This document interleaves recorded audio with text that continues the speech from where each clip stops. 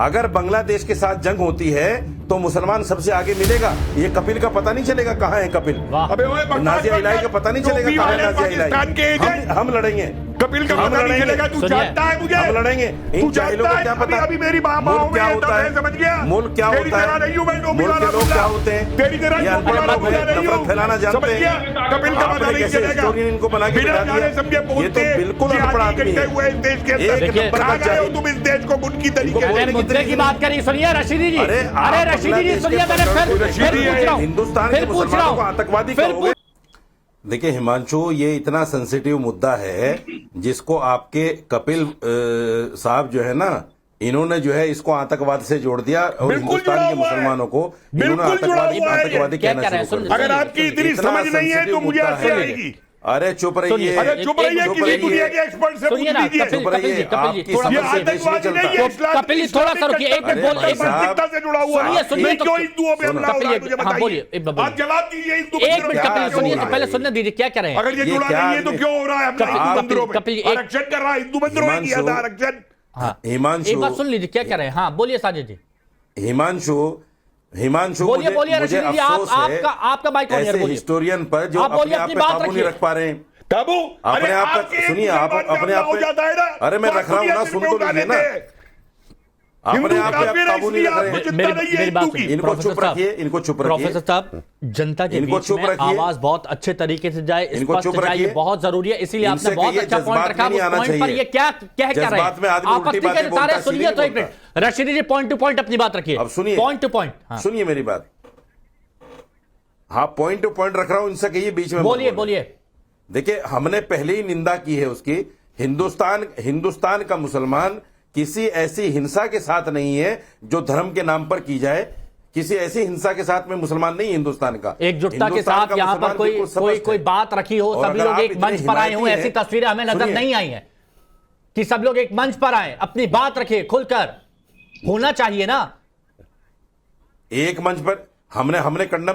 हमने कंडम किया कि नहीं किया उसको कि वो गलत है जो हो रहा है। रशीदी साहब, तो फिर इससे ज्यादा क्या करेंगे हम हिंदुस्तान में रहकर भाई? मैं को बांग्लादेश में तो हो नहीं। और रशीदी साहब, ये गुस्ताखे रसूल की अरे सजा मैं आपसे बात नहीं करना चाहता। मैं आपसे बात ही नहीं करना चाहता। क्यों बोला जाता है? मैं आपसे बात ही नहीं करना चाहता। आपसे कौन बात करने जा रहा है? मैं आप जैसे लोगों से बात ही नहीं करना चाहता।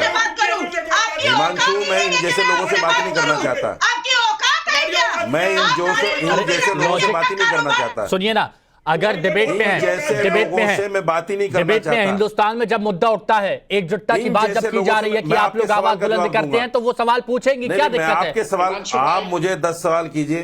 हिमांशु, आप मुझसे 10 सवाल पूछिए, लेकिन मैं ऐसे लोगों का जवाब नहीं दिया करता। मेरे सवाल का जवाब दे दीजिए। ठीक है, मैं ही ये सवाल पूछ रहा हूं, बता दीजिए। मैं जवाब ही नहीं देना चाहता आपकी बात का। जवाब है, मेरी बात सुनिए। जवाब है कहां तुम पे? क्या लिखा है? जवाब है कहां तुम पे? वर्सेस 56 में क्या लिखा? तुम तो खुद उस मानसिकता के हिस्से हो। तुम पे जवाब है कहां? तुमने डिबेट को यार हिमांशु भाई और खुरान बाबाई ने इन जाहिल लोगों को बिठा दिया तुमने। ये जाहिल लोग आप किसी को जाहिल तुमसे बड़ा जाहिल कोई नहीं है। बात है? आप जाहिल लोग तुम जाहिल नहीं, तुम उनका जाहिल हो तुम। सुनो, मैं बिल्कुल करूंगा उसी भाषा में जवाब देंगे तुम्हें। बांग्लादेश के नाम पर तुम नफरत फैलाना समझ चाहते हैं। बकवास करके निकल जाओगे, इनसे तुमको वही कहिए चुप भाषा रहे। मिलेगी जिस भाषा में तुम बोलते हो। रशीदी जी, दूसरों को जाहिल बताने वाले अपनी जहानत को देख जाके पहले। आप लोग अगर कहीं पर कोई अन्याय हो रहा है, आप लोग तुम्हारी भाषा एकजुटता क्यों नहीं दिखती? बहुत हो गया सहते हुए बारी में तो बोल नहीं पाते सही। आज काफिर जाग गया है। सुन ले, आज काफिर जाग गया है। तुम्हारी जहालत नहीं जाएगा। अरे तुम्हारे जैसे एक मिनट कव्वे के बोलने से एक मिनट, कैसी बात कर रहे हैं? कैसी बात? चुप हो जाए। साजिद रशीदी कव्वे के कोसने से ढोर नहीं मना करते। कव्वे के कोसने से ढोर नहीं मना करते। वाला गीत है मौलाना के रूप में। कव्वे की टट्टर बहुत सुनी है। तुम किध है? मत करिए, मत बोलिए। कव्वे के कोसने से ढोर नहीं मना करते। मुद्दा गंभीर है, आप समझो। अगर मुद्दा गंभीर है। अगर आप जरा सी अकल रखते हो तो समझो मेरी बात को। कव्वे के कोसने से ढोर नहीं मरते। बताया जाता है कि तुम्हारी नहीं? टोपी अगर आप जरा से अकलमंद हो, दत्ता साहब एक मिनट, दत्ता साहब समाधान क्या हो सकता है? एक minute please please please, point वाली बात मैं रखना चाहता हूं प्लीज सब लोग। मैं जब आ रहा हूं अपनी बात तब आप रखिएगा, बीच में मत बोलिए प्लीज, मैं आ जाता हूं। दत्ता साहब समाधान कैसे निकालना चाहिए, बहुत गंभीर मुद्दा। मैं रशीदी जी अभी थोड़ा सा सबको शांत करने के लिए मैं दत्ता साहब से एक रिएक्शन ले रहा हूं। आपसे बात करना बहुत जरूरी है, समझिए। क्यों नहीं बोलने दे रहे हैं? नहीं, मैं आपको बोलने दूंगा, बहुत इंपॉर्टेंट पॉइंट आपसे बात करना है, लेकिन दत्ता साहब इसका सॉल्यूशन कैसे निकलेगा बहुत जरूरी है, जल्द से जल्द कुछ किया जाए, कदम उठाया जाए। राशिदी भाई को थोड़ा सा शांत करवाइए, तब मैं आपको अनपढ़ लोगों को बिठा दिया यहाँ डिबेट में। रुकिए राशिदी भाई थोड़ा सा आप कहीं शांत हो तय नहीं जाइए करेंगे और कि मुझे कौन कितना पढ़ा लिखा है, कौन अपनी बात रखो, मेरी बात रखने दीजिए पहले। अपनी बात रखने दीजिएगा, आपका जब समय आए तो आप अपना बात रखिए। खड़े हैं। ये अनपढ़ बोलिए पॉइंट बोलिए। रशीदी साहब आ रहा हूँ, एक मिनट। अरे शांत, एक मिनट, एक हाँ बोलिए दत्ता साहब।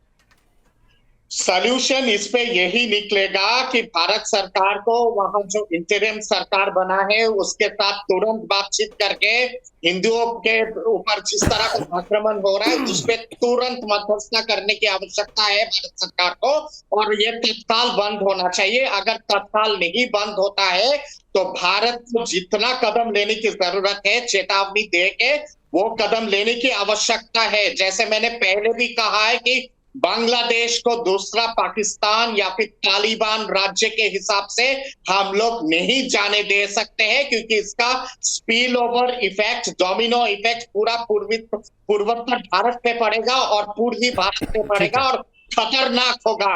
और अगर रिफ्यूजी का पलायन अगर होता है 1.5 करोड़ के आसपास रिफ्यूजी अगर इस देश में आते हैं तो भारत के ऊपर आर्थिक और सामाजिक बोझ बहुत खतरनाक वे में पड़ने वाला है।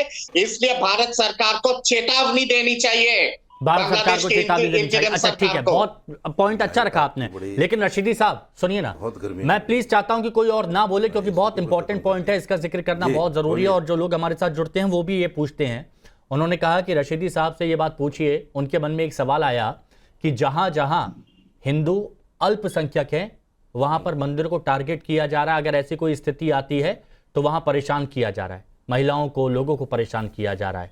लेकिन अगर जस्ट आप इसका अपोजिट करें तो वहां पर अगर अल्पसंख्यक मुसलमान होते हैं, कभी मस्जिदों को टारगेट नहीं किया जाता, ये सोच कहां से आती है, ये सवाल है। हिमांशु एक बात को समझ लो, देखो डिबेट को सब्जी मंडी नहीं बनाना चाहिए, नहीं डिबेट को डिबेट के तरीके से लेना चाहिए। नहीं आप भी चिल्ला मत करिए, मैंने आपसे पूछा पॉइंट टू पॉइंट जवाब दीजिए, बस पॉइंट टू पॉइंट जवाब दीजिए। सुनिए, जो हाँ पॉइंट टू पॉइंट जवाब दे रहा हूं, पॉइंट टू पॉइंट जवाब दे रहा हूं। जो इस तरह की मानसिकता के लोग होते हैं उनका धर्म से कोई लेना देना नहीं होता। यहां कावड़ के नाम पर जो हापुड़ में हुआ है, आपने भी वो वीडियो देखी होगी, जो गाय के नाम पर लिंचिंग होती है, यहां आपने भी देखा होगा, आपने देखा होगा। ये इस तरह की जो मानसिकता के लोग हैं ये सब जगह मौजूद है, ऐसा नहीं कि सिर्फ बांग्लादेश में है, यहां भी मौजूद है। आप देखिए टीवी पर ही देख लीजिए, आतंकवादी कह रहे हैं हिंदुस्तान का मुसलमान मरने जीने को तैयार है, अरे यहाँ पर मौजूद ही नहीं है इस डिबेट में भी, मैं यही जानना चाह रहा था आपके रूप में बैठिए इस डिबेट में। चुप रहिए, अनाड़ी आदमी हो आप, आपको क्या पता, पर्सनल मत बोलिए, आपको अकल ही नहीं बात करने की। ये होता है, आप ये बताइए ना कि भारत में, एक मिनट, भारत में मुसलमान, सुनिए ना, सुनिए मेरे को ये बताइए, भारत में मुसलमान सुरक्षित है कि नहीं है? सुनो मेरे, भारत में है कि नहीं, आप सुरक्षित है कि नहीं है? अब मेरी बात सुनिए, मैं बता रहा हूं। अगर सुन लो मेरी बात, सुनो यार, बीच में बोलने तो दो। अगर बांग्लादेश के साथ जंग होती है तो मुसलमान सबसे आगे मिलेगा, ये कपिल का पता नहीं चलेगा कहां है कपिल, नाजिया इलाही का पता नहीं चलेगा कहां है नाजिया इलाही। हम लड़ेंगे, कपिल का पता नहीं चलेगा, तू जानता है मुझे, हम लड़ेंगे। इन जाहिलों को क्या पता अभी मेरी बात मुल्क क्या होता है, समझ गया, मुल्क क्या होता है, मुल्क के लोग क्या होते हैं, तेरी तरह नफरत फैलाना जानते हैं। कपिल का पता नहीं चलेगा, हिस्टोरियन इनको बना के बिठा दिया, ये तो बिल्कुल अनपढ़ आदमी है, एक नंबर का जाहिल। तुम इस देश को उनकी तरीके मुद्दे की बात करिए, सुनिए रशीदी जी, अरे रशीदी जी सुनिए, मैंने फिर पूछ रहा हूं, हिंदुस्तान के मुसलमानों को आतंकवादी कहोगे, मौलाना साजिद रशीदी, नहीं, बहुत जरूरी है, मुझे ये बताइए, हिंदुस्तान का मुसलमान नहीं है, एक मिनट प्रोफेसर साहब, मानसिकता का आदमी है साजिद रशीदी जी, आप यहाँ पर सुरक्षित है ना? बकवास करके अपनी रोटी रोजी चलाता है, आप यहाँ पर सुरक्षित है ना? यहां पर कहीं कोई दिक्कत नहीं है। अगर यहां पर अल्पसंख्यक जो होते हैं उनको सब लोग सराखों पर बिठाते हैं, सबसे पहले अधिकारों की उनकी बात करते हैं। हमारे यहां तो पूर्व में सरकारें ये कहती हैं कि सबसे पहले अधिकार किसका है, लेकिन वहां पर अल्पसंख्यकों के साथ ये हाल हो रहा है। मेरी बात सुनो, बिल्कुल यहां मैं सेव हूं, सबसे ज्यादा हिफाजत से हूं, लेकिन क्या मस्जिद के नाम पर, मैं यही तो बोल रहा हूं, तो ये जहां पर हिंदू अल्पसंख्यक होते हैं वहां पर ऐसा क्यों हो जाता है? यहां नहीं हो रहा है मुसलमान के साथ, क्या हो रहा है यहाँ पर? मुसलमान का यही तो मैं आपसे पूछ रहा हूँ, क्या हो रहा है आपके पास? यहाँ मुसलमान का उत्पीड़न नहीं हो रहा है। अरे वाह, अभी आप बोल रहे थे मैं सबसे ज्यादा सेफ हूँ। अगर मुसलमान का उत्पीड़न हो रहा होता ना तो तुम जैसे को यह बोलने की इजाजत नहीं होती।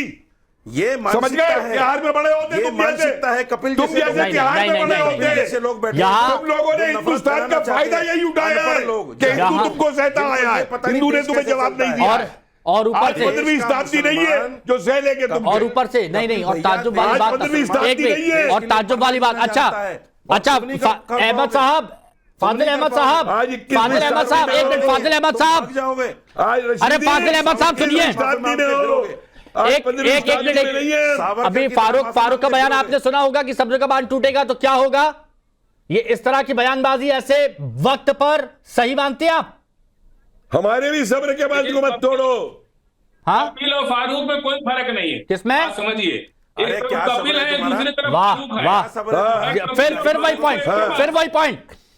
पॉइंट, एक हिंदू बोल रहा है ना, फिर वही पॉइंट, मिर्ची लग गई है, और यही बात होती है। बोल कैसे रहा है?